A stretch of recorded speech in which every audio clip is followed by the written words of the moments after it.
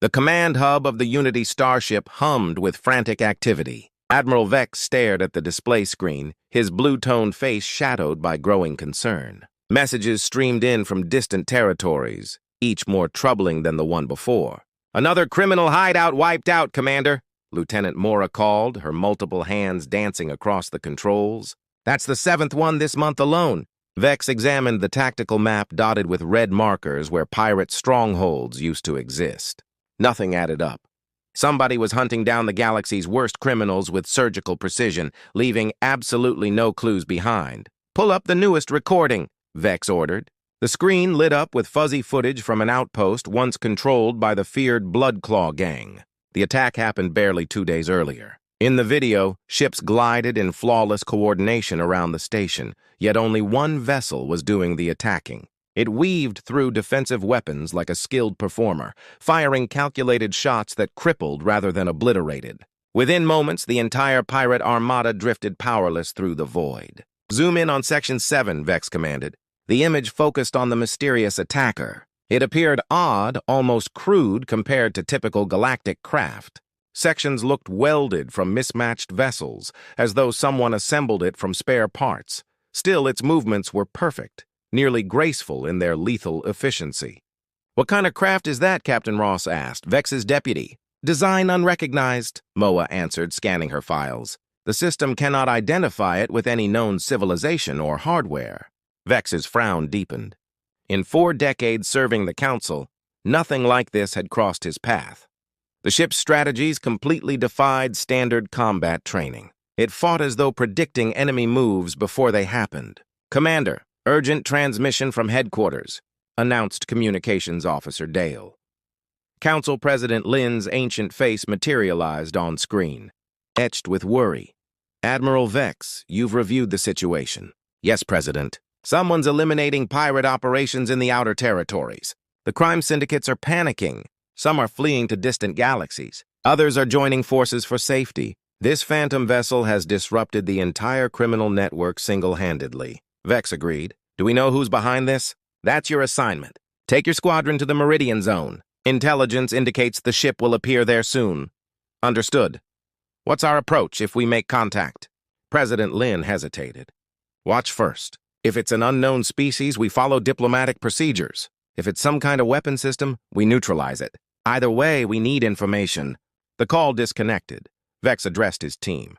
"Plot a route to Meridian territory. Top velocity." 3 days afterward, the Council squadron reached the Meridian border. What they discovered chilled Vex to his core. The notorious Crimson Armada, nightmare of countless systems, floated in fragments. Hundreds of criminal ships drifted powerless across the expanse. Some were obliterated completely, but most were merely disabled. Their personnel apparently evacuated to escape pods.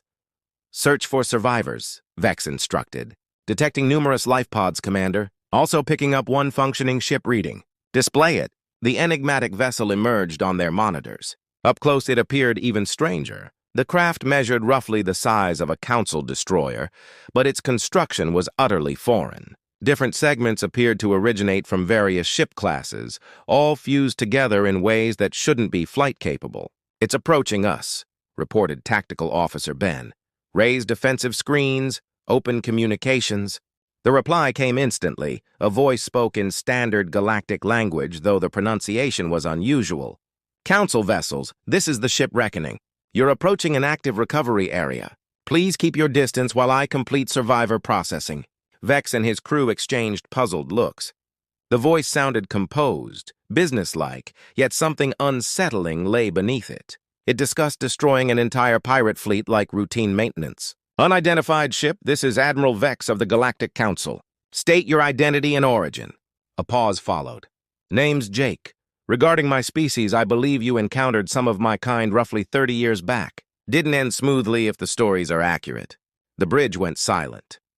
3 decades earlier, the Council briefly encountered a primitive race called humans from a minor world named Earth. The meeting was brief. The humans appeared too unpredictable and aggressive for normal diplomatic channels. The Council labeled their planet as Monitor, but avoided and departed. "You're human?" Vex asked, surprise evident. "That's correct. And before you wonder, no, I'm not representing any government or official body. This is personal business. Captain Ross moved forward. Admiral, humans were classified as pre-spaceflight civilization. How does one possess technology like this? Jake's voice returned through the audio.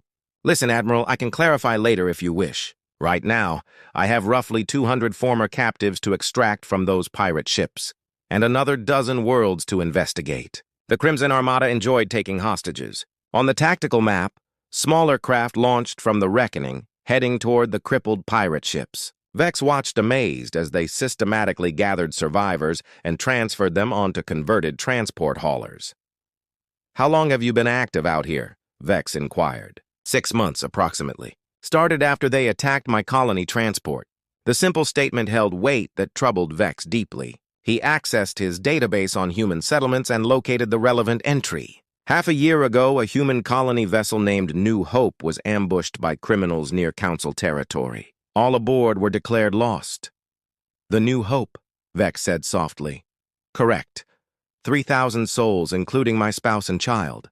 The Crimson Armada sold some as property, executed the others. Jake's voice stayed level, but something cold lurked underneath. I've been hunting everyone involved ever since. Lieutenant Mora performed a quick analysis of the wreckage. Commander, these aren't random strikes. Every ship he disabled directly participated in the New Hope attack. He's been pursuing them specifically.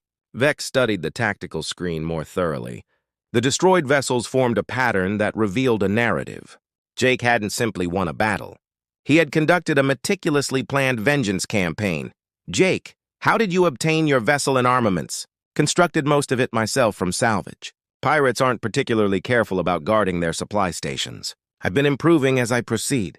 The implication struck Vex like a blow. This human had spent half a year building a warship from scrap and using it to methodically eliminate some of the galaxy's most dangerous outlaws. He accomplished it alone, without support, without backup, without official sanction. Admiral, Captain Ross whispered, if one human can accomplish this, what could their whole civilization achieve? Before Vex could answer, warnings blared throughout the bridge. Multiple vessels arriving, reported Ben. It's a Council patrol group. On the screen, 5 Council military ships emerged from hyperspace. Their weapons were already powering up. This is Captain Stone of the patrol vessel Guardian. We have reports of an unknown hostile ship in this zone. All vessels prepare for inspection. Vex rapidly opened communications. Captain Stone, this is Admiral Vex. Power down your weapons. We are performing diplomatic contact. Admiral, we weren't notified of your presence. What's happening? Before Vex could respond, Jake's voice interrupted the channel. Council vessels, you should move away from the debris zone.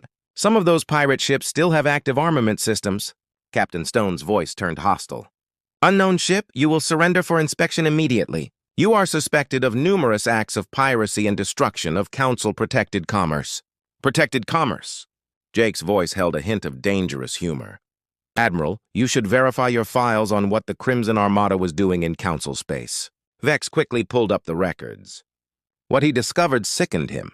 The Crimson Armada had been paying bribes to corrupt Council authorities for years. Officially, they were registered as legitimate salvage contractors. Captain Stone, Vex started, but the moment had passed.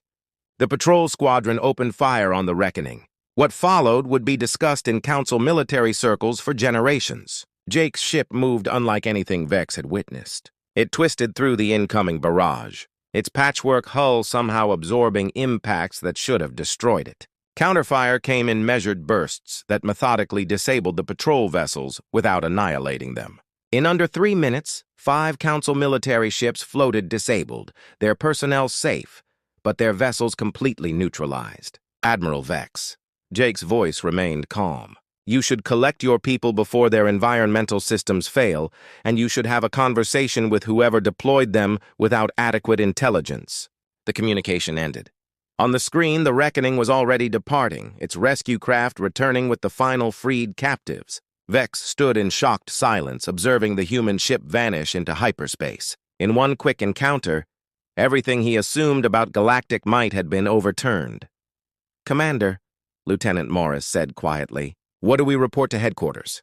Vex looked at the disabled patrol ships, then at the Crimson Armada wreckage, then at the empty space where Jake's impossible ship had disappeared.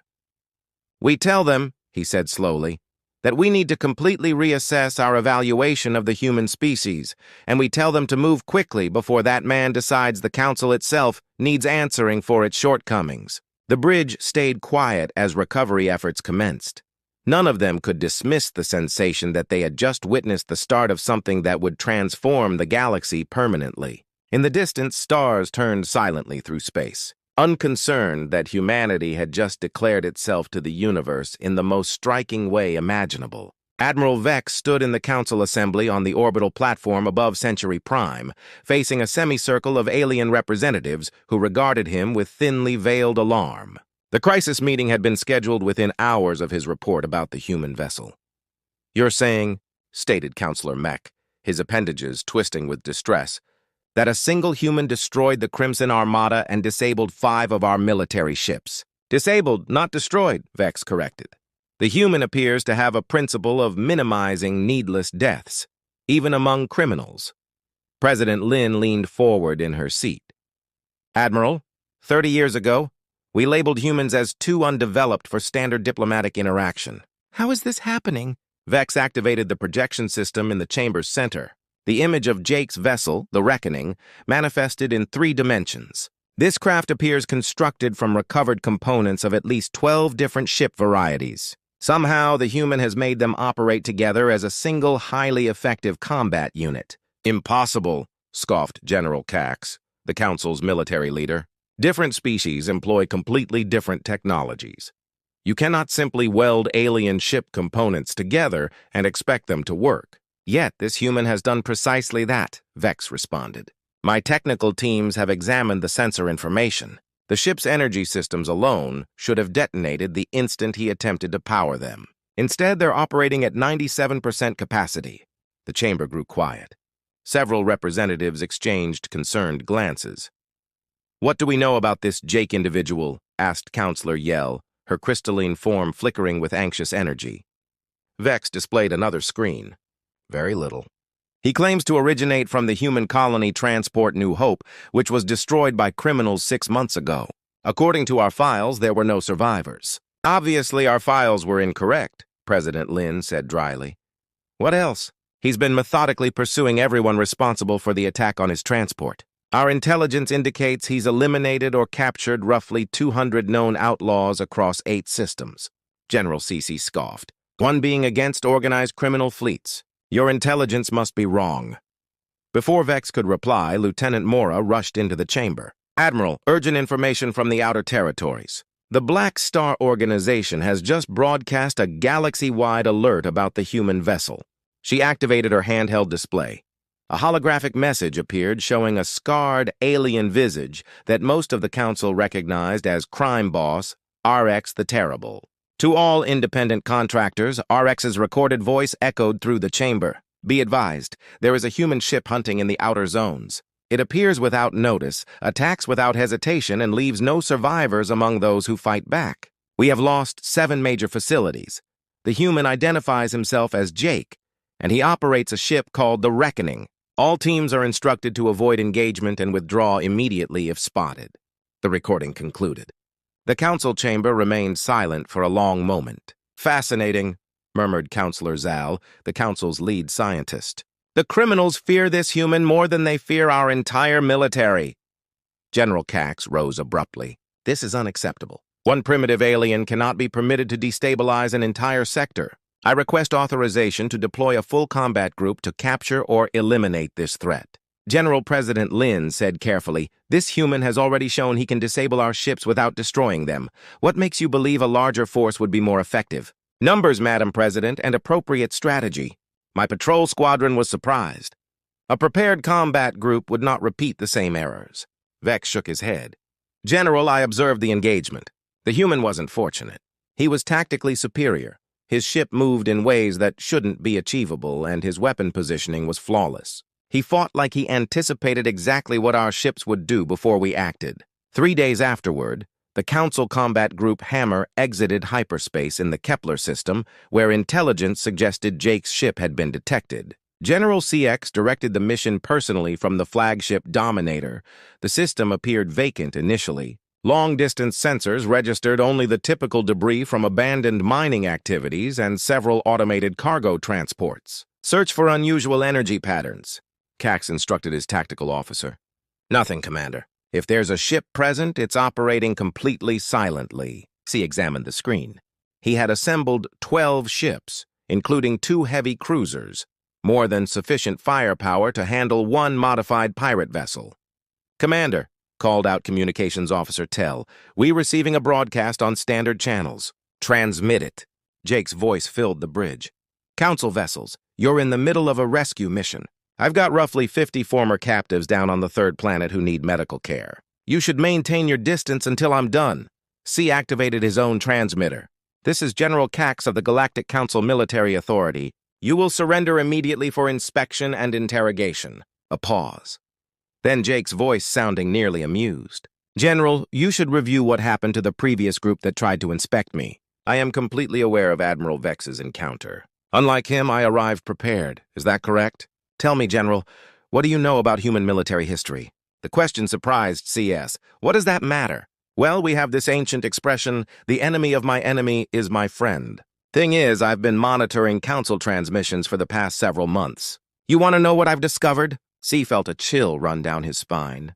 Enlighten me. Your administration has been accepting bribes from criminal organizations for generations. Pirates pay council authorities to ignore them. Slavers receive safe transit through council territory. Even the attack on my colony transport was permitted to occur because someone in your government was receiving payment.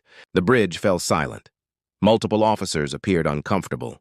That's a grave accusation, Cax said slowly. It's also demonstrable. I've got transmission records, financial documents, transport manifests, everything. Pirates aren't skilled at securing their information. On the tactical screen, a new contact materialized. Jake's ship appeared as if it had simply deactivated a stealth field, though council sensors registered no such equipment. How did he accomplish that?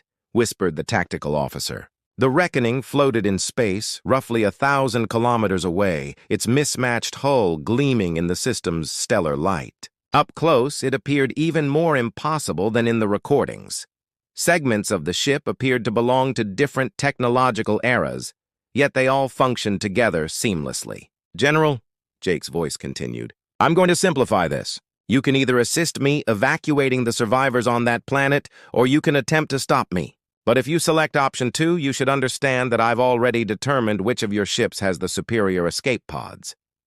C felt his anger building. Are you threatening us? I'm being realistic. See, the thing about humans is we're exceptional at learning from our errors. 6 months ago, I couldn't distinguish a plasma weapon from a beverage maker. Now I can construct armaments that your technicians would call impossible. To demonstrate his point, the Reckoning fired a single shot into empty space. The energy beam twisted and curved through space like something alive before striking a piece of debris several thousand kilometers away. The debris simply ceased to exist. Impossible, breathed the tactical officer. Energy weapons don't curve in space. General, Jake continued, I'm not your adversary. The real adversaries are the ones who've been selling your people's security to criminals for profit. But if you insist on defending them, then we're going to have a difficulty. C looked at his tactical screen. 12 ships against 1. He had numerical superiority, superior technology, trained personnel. But something about Jake's quiet confidence made him pause. Commander, whispered his deputy, perhaps we should consider his proposal of cooperation. Never, C snarled. All ships open fire. What followed became known in council military circles as the Battle of Kepler. It lasted exactly 7 minutes and 12 seconds. Jake's ship moved through the attacking formations like water flowing around stones. Every shot fired at the Reckoning seemed to miss by centimeters, while Jake's return fire was devastatingly precise. One by one, council ships found their weapons disabled, their engines shut down, their environmental systems operating on emergency power. The Reckoning danced between the larger vessels, its impossible weapons reaching out to cripple but not destroy. When it concluded, 11 council ships floated disabled in space. Their crews safe, but their pride completely destroyed. Only General Cax's flagship remained functional, and that was clearly by Jake's choice. General. Jake's voice was still composed. Your people need assistance. I'm transmitting repair coordinates for your ships. Also, there's a medical team ready to help with the survivors on the planet. This is impossible, C said, staring at his tactical screen. How did you accomplish this? Practice, Jake replied simply. Lots and lots of practice. The criminals who murdered my family provided plenty of opportunities to learn. Over the following several hours, CS observed in amazement as Jake coordinated the rescue mission with military precision. Shuttles from the Reckoning worked alongside Council medical craft to evacuate the survivors from the planet below. Jake's team, which appeared to consist entirely of former captives and refugees, worked efficiently with Council staff. Commander, reported his communications officer, the human is sending a data package. What kind of information? Financial files, transmission records, transport manifests, everything he mentioned earlier. Commander, if this information is valid, it implicates dozens of senior Council authorities in criminal activities. CX reviewed the documents in growing horror. The extent of the corruption was staggering. Criminals had been paying Council authorities for protection. Slave merchants had safe passage contracts. Even the attack on Jake's colony transport had been permitted to proceed because someone in the administration was receiving bribes. General Jake's voice interrupted his thoughts. I'm uploading coordinates for 17 additional locations where you'll discover evidence of these criminal activities. You can either shut them down or I will. And if we decline, then I suppose you'll discover what humans are truly capable of when we stop restraining ourselves. The transmission concluded on the screen. The Reckoning was already departing. Its rescue mission complete. General Cack sat in his command seat, staring at the data documents Jake had provided. For the first time in his military career, he felt genuinely afraid, not of the human's weapons or his impossible vessel, but of what he represented. Humanity had been dismissed as primitive and insignificant, but Jake had demonstrated that humans were anything but helpless. In 6 months, one man had constructed a warship from scrap and used it to methodically dismantle criminal organizations that had terrorized the galaxy for generations. If one human could accomplish that, what could their entire civilization achieve? As the Reckoning disappeared into hyperspace, CS understood that first contact with humanity was occurring all over again. And this time, the humans weren't the primitive species requesting assistance. They were the ones everyone else needed to fear. The underground bar on Nexus Station had never been so silent. Criminals, smugglers, and outlaws of every species sat hunched over their beverages, speaking in whispers. The typical bragging and loud disputes had been replaced by nervous glances and hushed discussions about the same subject that haunted every lawbreaker in the galaxy, the human vessel. Crime boss Reich sat in his private section, his massive form filling the reinforced seat. His 6 limbs drummed nervously on the table as he listened to reports from his subordinates. Each report was worse than the previous. The Iron Fang organization is eliminated, reported his intelligence master Vale. Found their facility completely vacant. No casualties, no wreckage, just empty vessels floating in space. What about their personnel? Reich asked.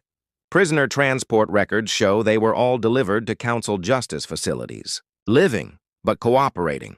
The human doesn't execute unless necessary, but he ensures everyone gets arrested. Reich's primary lieutenant, a scarred alien named Bolt, leaned forward. Chief, we've lost communication with 12 operations in the past month. The human is accelerating now. He's not just pursuing the ones who attacked his colony transport anymore. What do you mean? He's targeting anyone connected to the slave business. Anyone who deals in sentient beings. My sources say he's got a target list that includes half the major crime families in the sector. Reich stood and walked to the viewing window. Outside, Nexus Station buzzed with normal activity. But he knew that beneath the surface, the criminal underworld was in chaos. Operations were closing down. Criminals were escaping to other galaxies. Some were even surrendering to Council authorities rather than face the human. Tell me about his vessel again, Reich said. Vale consulted his information pad. The Reckoning, constructed from salvage components, but somehow more advanced than anything we've encountered. It appears and disappears without warning. No one has ever managed to track it effectively. And the human himself, Jake, no surname that we know of, lost his family when criminals attacked the colony transport New Hope. Been pursuing ever since. The peculiar thing is, he's not just some revenge-obsessed survivor. He fights like a trained military strategist. Bolt agreed. The tactical analysis from our surviving teams all say the same thing. He plans several moves ahead. He knows what we're going to do before we do it. Reich turned back to his subordinates. Then we alter the situation. Get me a meeting with the Keth soldiers. If this human wants a fight, we'll give him one he cannot win. 3 days afterward, Jake sat in the captain's seat of the Reckoning, studying the holographic screen in front of him. His ship's computer had identified the next objective, a slave processing center hidden in an asteroid belt. According to his intelligence, over 1,000 sentient beings were being held there, waiting to be sold to the highest bidder. Jake called out his executive officer, Lisa, a former captive he had rescued from a criminal vessel. We're detecting multiple energy readings near the objective. Looks like they're expecting us. Jake studied the tactical screen. 12 ships had positioned themselves around the asteroid facility. Their design was unfamiliar, but the energy readings suggested advanced military hardware. Keith soldiers, he said quietly. Someone's hired professional assistants. Lisa, who had once been a council military technician before being captured by criminals, examined the sensor information.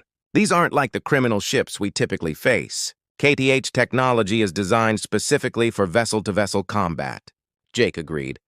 The KE were known throughout the galaxy as the finest mercenary warriors money could purchase. They had never been defeated in open battle, and their ships were armed with weapons that could penetrate the heaviest armor. "Commander," called out Tom, his communications officer, "we're being contacted. Transmit it." The voice that came through the speakers was mechanical, translated by a universal device. "Human vessel, I am War Leader Thax of the Keth Sword Company. You will withdraw from this system immediately." Jake activated his own transmitter. "War Leader, I'm here for the captives in that facility. Once they're free, I'll depart.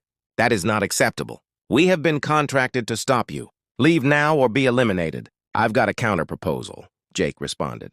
"Check your contract." "I'm wagering it doesn't cover fighting someone who's already beaten Council military forces." A pause then's voice returned, sounding less confident. "Our contract is with Crime Lord Reich. We are honor-bound to fulfill it. Honor-bound to protect slavers." Another pause longer this time. Jake used the silence to study the Cath formation. They had positioned their vessels to create overlapping fields of fire, making it impossible for a conventional attack to succeed. But Jake had stopped using conventional tactics months ago.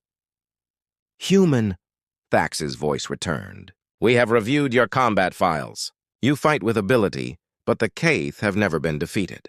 "There's a first time for everything," Jake responded. What happened next would be studied in military academies across the galaxy for generations. Jake didn't attack the KE ships directly. Instead, he flew the Reckoning straight into the asteroid field, using the space rocks as cover and improvised weapons. The KE followed, their superior ships easily matching his velocity and agility. But Jake wasn't trying to outrun them. He was leading them into a trap. As the Keth ships pursued him through the asteroid field, Jake used his ship's improvised tractor beams to grab chunks of space rock and hurl them at his pursuers.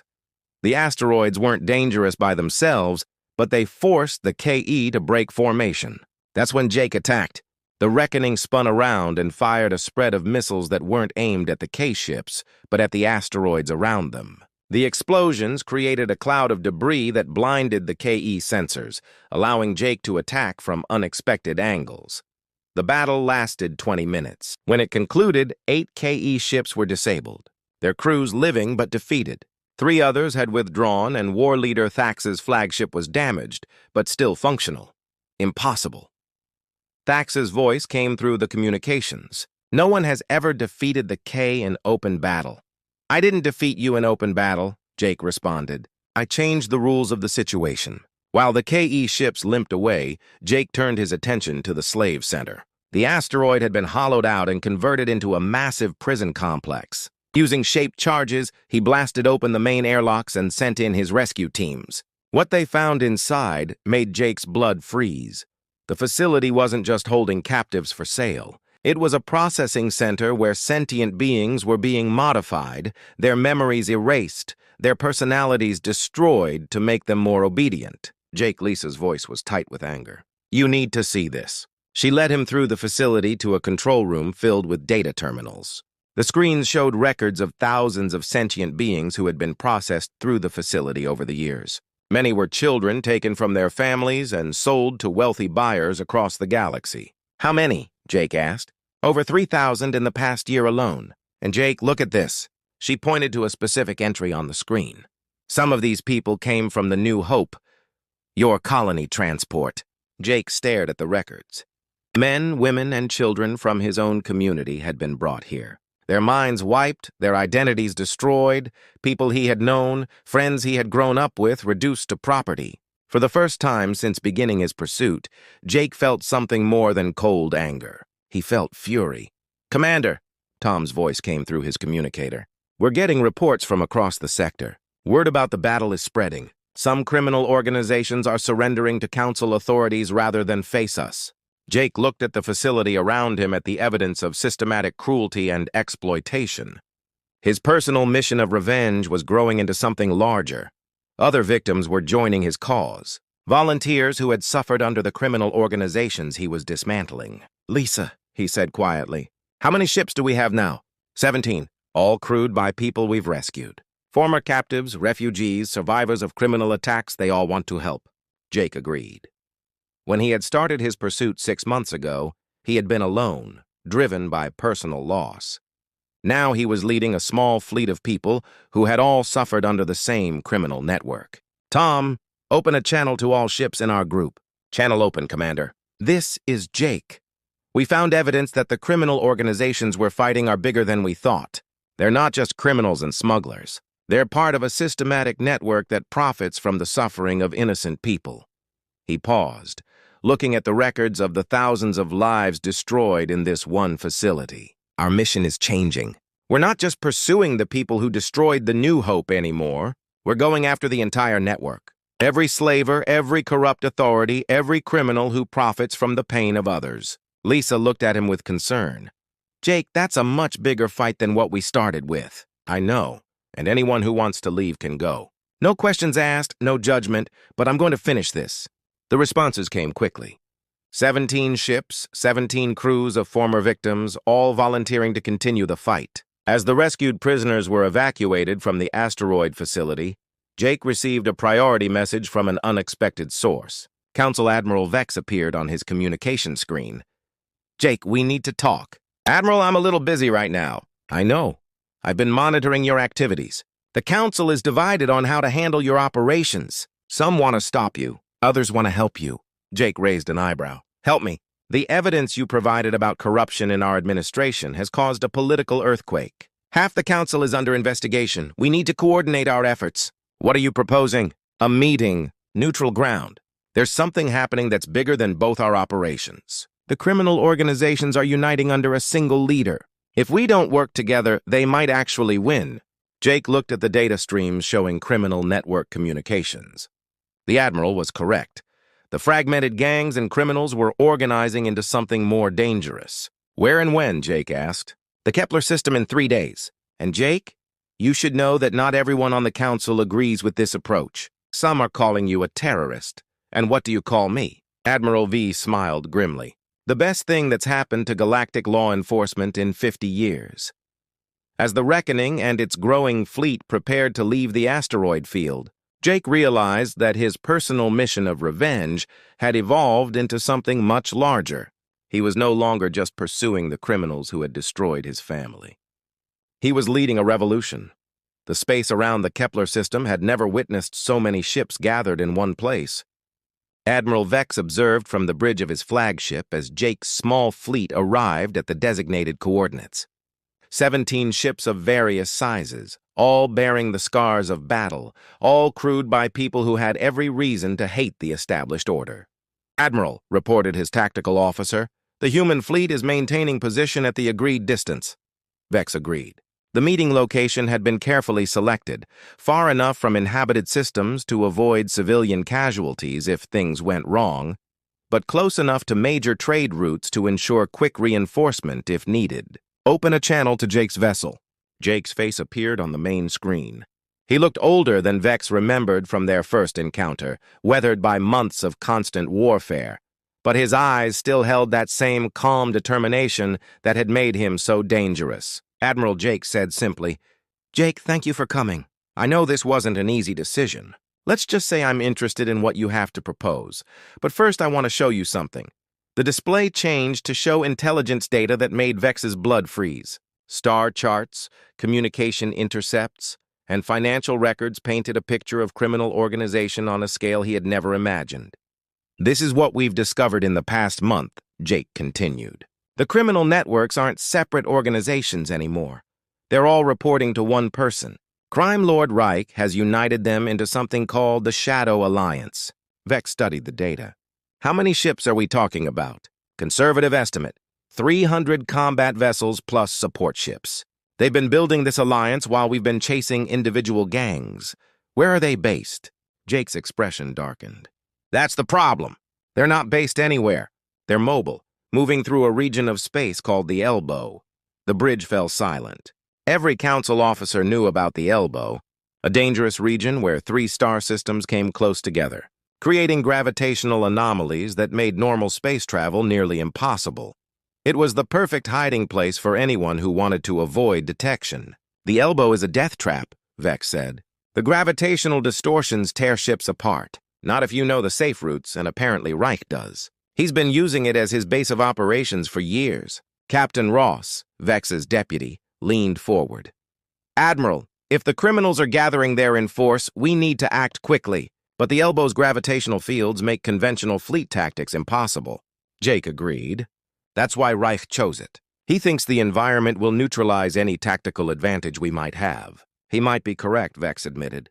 Council ships aren't designed to operate in those conditions. Mine is, Jake said quietly. The Reckoning was built from salvaged components. It's designed to adapt to unusual conditions. I can navigate the Elbow. You're talking about taking on 300 ships with 17. I'm talking about using the environment against them the same way they're trying to use it against us. Before Vex could respond, alarm signals began sounding throughout his ship. Admiral called his communications officer. Priority alert from Council headquarters. We're receiving reports of simultaneous attacks on civilian targets across 7 star systems. The main display showed news feeds from across the galaxy, space stations burning, cargo convoys destroyed, civilian ships adrift in space. The attacks were clearly coordinated, designed to cause maximum terror and confusion. It's starting, Jake said grimly. Reich isn't waiting for us to come to him. He's bringing the war to civilian populations. A new voice cut through the communication channels. Crime Lord Reich's scarred face appeared on every screen, broadcasting on all frequencies. People of the galaxy, Reich's voice boomed. For too long, you have lived under the protection of corrupt governments that care nothing for your safety. The Galactic Council takes your money and taxes, but cannot protect you from a single human in a salvaged ship. Vex clenched his fists as the criminal continued his speech. I offer you true protection. Join the Shadow Alliance. Pay our reasonable fees and you will never again suffer from the chaos that one rogue human has brought to your lives. Refuse and suffer the consequences. The transmission ended. Vex looked at Jake, whose expression had turned deadly cold. He's using my actions as justification for a protection racket, Jake said. Every attack I made on criminals, he's spinning. It is proof that the Council can't maintain order. It's brilliant, Captain Ross admitted reluctantly. He's turned you from a hero into his best recruiting tool. Vex made a decision that would change galactic history. Jake, I'm giving you temporary authorization to act as a Council agent. My fleet will support your operations. Admiral protested. His tactical officer headquarters hasn't approved any joint operations with the human. Then we'll ask for forgiveness later, Vex responded. Right now, civilian lives are at stake. Jake studied the star charts of the Elbow region. If we're going to do this, we need to move fast. Every hour we wait, Reich gets stronger. What's your plan? We use the Elbow against him. The gravitational anomalies that make it dangerous also make it unpredictable. If we can get his fleet to chase us into the worst part of the distortion field, we might be able to even the odds.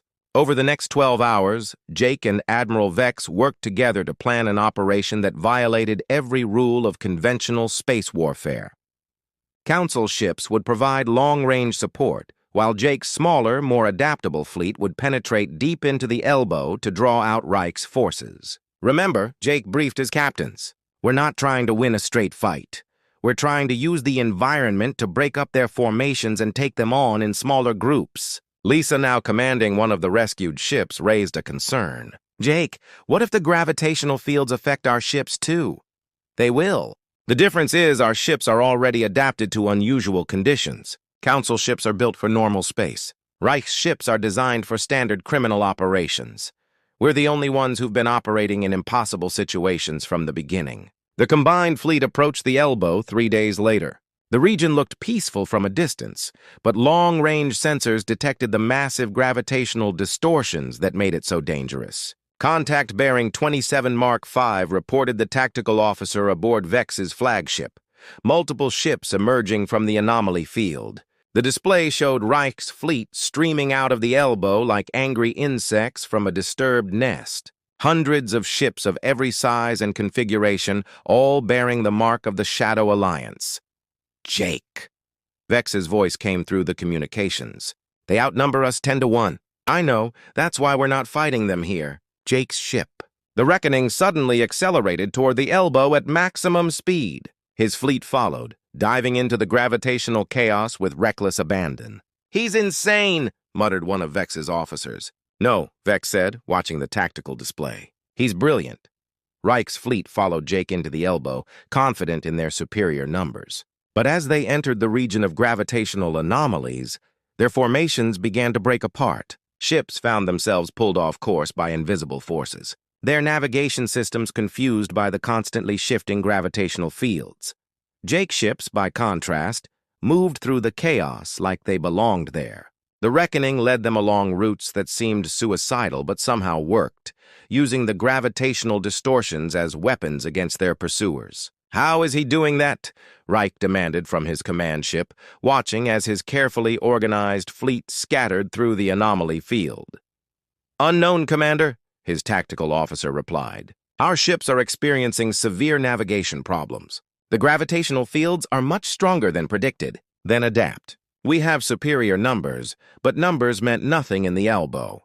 Ships that tried to maintain formation found themselves torn apart by conflicting gravitational forces. Vessels that became separated from the main fleet discovered they couldn't find their way back through the maze of distortions. Jake used every trick he had learned in months of impossible battles. His ships would appear from behind gravitational shadows, strike at isolated enemy vessels, then disappear back into the chaos before reinforcements could arrive. Admiral Jake's voice reached Vex through the long-range communications. "Now would be a good time for that support fire." Vex's fleet, positioned at the edge of the elbow, began targeting the Shadow Alliance ships that had been driven out of the anomaly field. The combination of Jake's hit-and-run tactics inside the elbow and Vex's conventional firepower outside created a devastating pincer movement. The battle raged for 6 hours. When it concluded, the Shadow Alliance had lost more than half its ships. Reich's command vessel was damaged and retreating. Its escort vessel scattered across 3 star systems. "This isn't finished, human!" Reich's voice came through the communications one last time. "I'll pursue you to the ends of the galaxy." "You're welcome to try," Jake responded. "But next time, maybe don't pick a fight in my neighborhood." As the surviving Shadow Alliance ships fled, Jake and Vex met aboard the Admiral's flagship to assess the damage. Both fleets had taken casualties, but the criminal organization had been broken as an effective fighting force. "The elbow," Vex said, studying the star charts. "That's what this was all about, wasn't it? Not just the battle, but your entire campaign. You've been driving them toward this confrontation from the beginning." Jake agreed. "The moment I learned about Reich's alliance, I knew we'd have to face them eventually. The elbow is the only place where we could win against superior numbers." "How did you know it would work?" Jake looked out at the chaotic gravitational fields that had just decided the fate of the galaxy. "Because humans have a saying, when you can't change the rules, change the game." The elbow didn't just level the playing field, it made the field itself our ally. Admiral Vex realized he was looking at something unprecedented in galactic history. One human with determination and tactical genius had not only survived impossible odds, but had used them to reshape the balance of power across multiple star systems. "What happens now?" Vex asked. Jake was quiet for a moment, watching the stars wheel through space beyond the gravitational chaos of the elbow. "Now we finish what we started. Reich is still out there and there are still people who need help. The Council will support you." Some of them will, others will see me as a threat to the established order. Jake turned to face Vex. But that's a problem for tomorrow. Today we won, as both fleets began the long journey back to civilized space. Neither Jake nor Admiral Vex realized that their victory at the elbow of fate would be remembered as the moment when humanity announced itself as a galactic power. The age of human influence in the galaxy had begun. 6 months after the Battle of the Elbow, the galaxy looked very different. Admiral Vex stood on the observation deck of Council headquarters, watching human ships dock at what had once been an exclusively alien spaceport. The sight still amazed him even after all this time. Admiral, his aide, Lieutenant Mora, approached with a data pad, the latest reports from the Outer Rim sectors. Vex took the pad and reviewed the statistics. Crime rates down 60%. Criminal attacks at their lowest level in 50 years. Slave trading operations dismantled faster than new ones could be established. All thanks to the actions of one human and the movement he had started. Any word from Jake? Vex asked. His fleet is currently in the Proxima sector investigating reports of a new criminal organization trying to fill the void left by the Shadow Alliance. Vex agreed. In the months since the Elbow, Jake had become something between a law enforcement officer and a legend. His growing fleet of rescued victims and volunteers now numbered over 100 ships, all working to maintain the peace he had fought so hard to establish. The door chimed, and President Lin entered the observation deck. She looked tired, older than her years. The political upheaval following the corruption revelations had taken its toll on the entire Council government. Admiral, we need to discuss the human situation. What about it? President Lin gestured toward the docking bays below, where human ships worked alongside Council vessels. In 1 year, humans have gone from an unknown species to one of the most influential forces in galactic politics. Some Council members are getting nervous. They should be grateful. Jake's operations have made space safer for everyone. I agree, but not everyone sees it that way. Councilor Dex is proposing restrictions on human activities. He claims they're becoming too powerful too quickly. Vex turned to face the president. And what do you think? I think we're witnessing the emergence of a new galactic power, and we need to decide whether they'll be our allies or our rivals. Before Vex could respond, his communicator activated. Jake's face appeared on the small screen, looking as calm as ever, despite being thousands of light years away. Admiral, sorry to interrupt, but we've got a situation out here that requires Council attention. What kind of situation? We found Reich. The conference room at Council headquarters filled quickly. President Lin, Admiral Vex, General Cax, and several other high-ranking officials gathered around the holographic display as Jake transmitted his report from the Proxima sector. We tracked Reich to a hidden base in the asteroid belt around Proxima 7, Jake explained. But when we got there, we found something unexpected. The display showed images of a massive space station built into a hollowed-out asteroid. But instead of weapon emplacements and defensive shields, the station was surrounded by medical ships and refugee transports.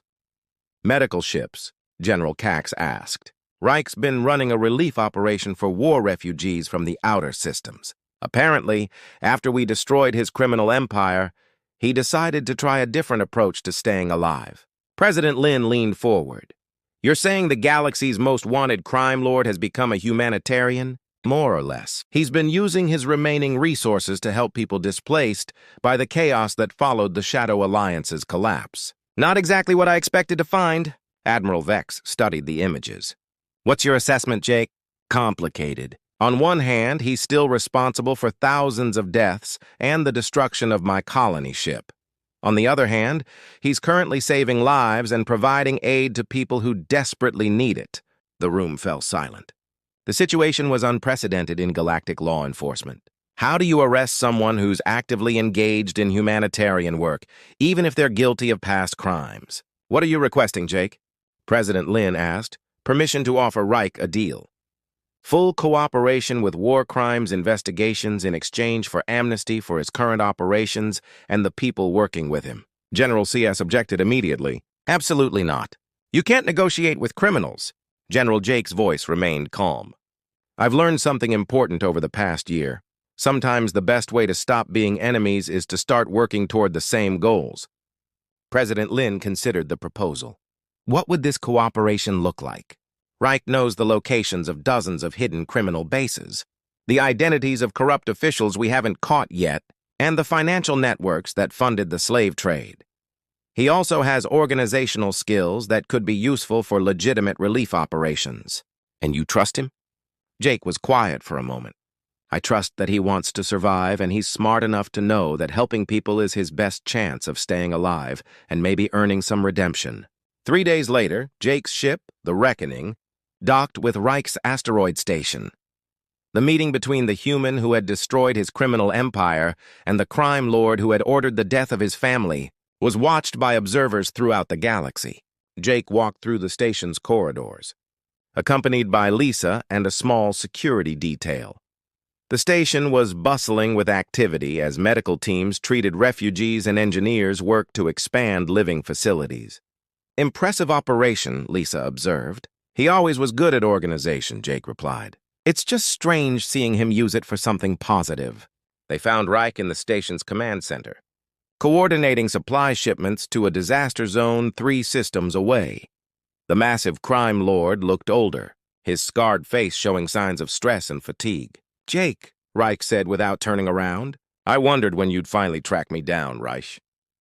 The crime lord finished his current task and turned to face his former enemy. I suppose you're here to arrest me. That depends on you. Reich gestured around the command center where screens showed ongoing relief operations across multiple star systems. As you can see, I found a new line of work. Why? The question seemed to catch Reich off guard.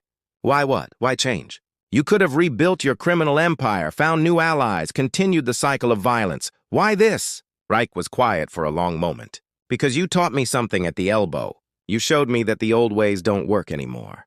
The galaxy is changing, and those who don't change with it get left behind. Jake studied the alien crime lord. The council is willing to discuss terms, full cooperation with ongoing investigations, complete transparency in your operations, and community service working on legitimate relief efforts. And in exchange, you get to keep helping people instead of rotting in a council prison cell. Reich laughed, a harsh sound that echoed through the command center. You know, when I first heard about the human who was hunting my people, I thought you were just another revenge-obsessed victim. I never imagined you'd offer me redemption. Everyone deserves a second chance, even you. The agreement between Jake and Reich became known as the Proxima Accords, establishing a precedent for dealing with reformed criminals throughout the galaxy. Reich's organization was restructured as a legitimate relief agency operating under council oversight, but maintaining its independence. The arrangement proved successful beyond anyone's expectations.